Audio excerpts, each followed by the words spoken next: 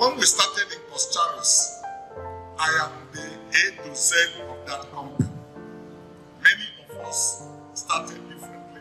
Some of you have some capital and some people have get you together to put money together for you to run the business. But the experience I'm sharing with you is how I started.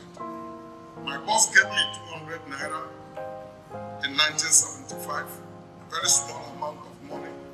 So capital is not all that is required to do business. The knowledge you have in the business, for me, is played over 60% equation on what it requires to be successful in the things we are going to do.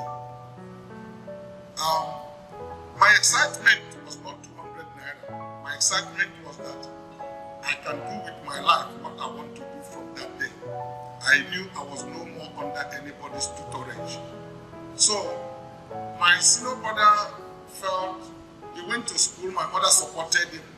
He went to secondary school while I stopped in elementary 3 for hardship. It was hard for my mother to cope. But my excitement that day is that I'm going to put into work everything I have learned. I've always been waiting for that time. So when it came, I just felt so happy. I looked at my uncle. I said, "Uncle, you knew I served you well. I think I deserve better than what you gave me." But you know, in business, you don't get what you deserve. You get what you negotiated for. I didn't negotiate nothing with my uncle.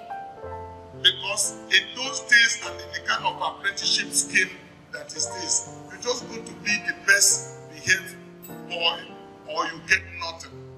So for me, I still today advocate that apprenticeship is a way to go. It's the best university any young man or woman will go. Because you will learn unprecedented discipline that can carry you in life. If you mess up, you are sent packing the following day. And there's no law court anybody is going to appeal your case. So you go to be at your best behavior. So 200 naira was my stewardship, but I was happy. I look at my uncle, I said, 5 years from today, if you have what I've done out of this 200 naira, you will be amazed. I thank God he repeated that he was not surprised, he believed I'm going to succeed. I said, thank you very much. I went and teamed up with my senior brother and we formed a company called Maduka Brothers. It wasn't long. Within 6 months, we started defining an ideology. Life is all about mindset, the way you think, the way you think. It's not just enough that you come to business school or learn entrepreneur. I actually think that entrepreneurship is a core, something that bubbles in your heart. The mind to be different, you need to challenge status quo. You need to answer questions. You need to be inquisitive in your thinking. Is there a better way to do something? It's not only what they teach you in school.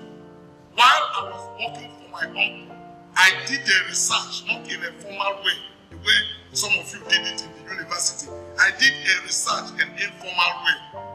I was able to know that there is something in Honda C75 that can fit on Bentley motorcycle.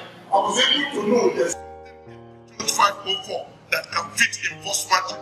And I was taking a note of those things. Those are my greatest assets, not the 200 naira. So when my uncle eventually gave me 200 naira and physically every hope should be lost, I was excited. Within 6 months, I couldn't agree with my senior brother on some of the things to do. We separated the company, and by then my capital was only 316 naira, and I went on my own to start building the institution today that you know as Coscharis Group. What did I do? I got a boy, the same thing I was trained under, to get a young man who is going to work for you. And I got some young men who supported me and they worked with me. I entered 9 bus from Nnewi to come to Lagos here. Difficult lifestyle, you know.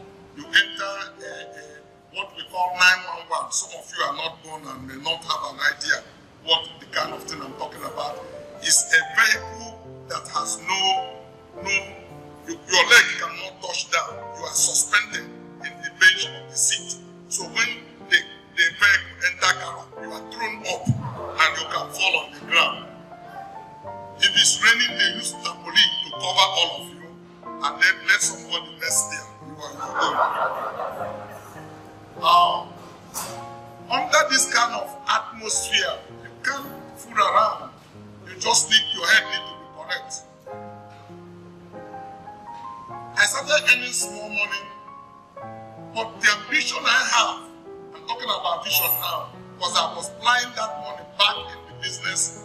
Whatever I did not have in the office, I do not need it in my home. It was not a need at all. My goal as a young man starting business is that I said, God help me that I grew my business to a point where anything a customer is looking for will be available in my store. And that is, I had an eagle eye on capital, reinvesting every money I earn back into that business. Are you still following me? Okay, fine. Maybe this may not be what you expect this morning, but if you needed something more, maybe you should have called back to talk about some other people or Mazi Ogwabuma to tell you some of those things. But I'm telling you what I learned in the streets that can be useful for your business.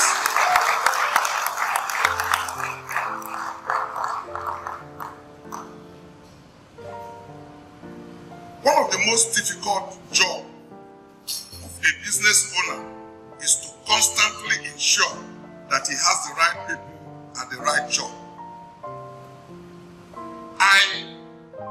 The most difficult thing to do when you start the way I start is when you need to make a curve or a corner that will make the difference in your life.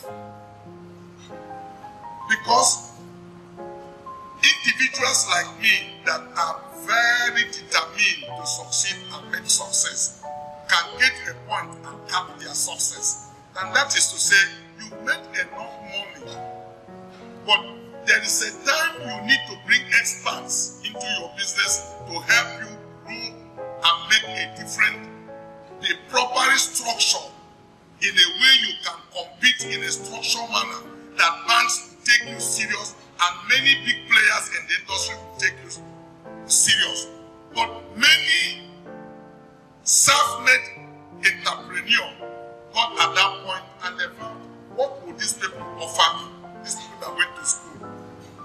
A typical Igbo man will tell you what a man has in his pocket is more important than anything. But I can tell you authoritatively that what somebody has up here is greater than what you have in your pocket. So, to really be a good mason, it's not laying the wall that matters. It's when you get to the point of making a corner. How successful you lay the corner wall, then we say you're a good mason. And this was one of my major challenges, to know when to stop the usual traditional way of what other people that before me. Till my time, everybody in my village get boys to train them, to help them to learn the business. When you bring a boy, a young boy, and start teaching him what to do, by the 5th year, that boy is already mature. He knew all the ins and outs of the business. The training I had was such that your boss will import goods and he will cut off the letterhead, and so that you don't know where the goods is coming from. The consignment will come. He will put the prices of the goods for you to sell without you knowing the cost price of the goods. So initiative is completely key. You are micromanaged. Just this is the price to sell the goods. So you can only argue to get more or stop at that point.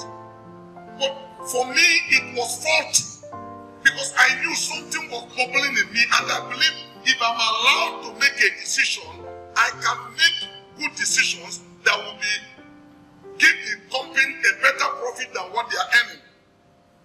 So I started taking this first set of boys In my own generation, they will bring you, by the time you are 50th or 60th year, when you're supposed to be valuable to the company, they will give you capital and set you up. By this time, the boss come late in the office. He will always come by 11 o'clock, and by 4 he goes back home because he's the boss. And all the customers know the young boys. So you see a system that lasts only for 7-8 years. One champion who is the biggest importer or motorcycle parts dealer. After 8 years, the man starts going down. Another young person starts coming up. By the next 8 years, he starts going down. So when I started, I said, "Shay, this is the wrong thing to do." I took the first set of boys, and as soon as I settled the first set of boys, I said, "I'm not going to go this system that I was brought up under. I'm going to get people here to bake a big cake that everybody will take a pie from it."